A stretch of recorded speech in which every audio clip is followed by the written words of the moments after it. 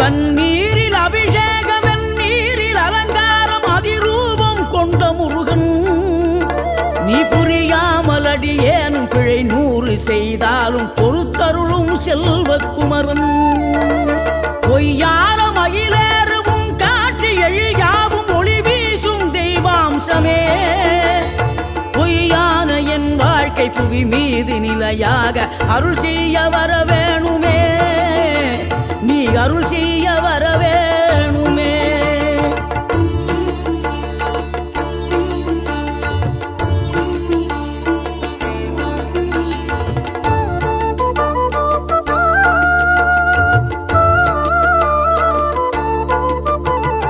இகழ்தலையும் புகழ்தலையும் ஒரு முகமாய் கருதும்படி செவி உரைத்த முத்துக்குமரன்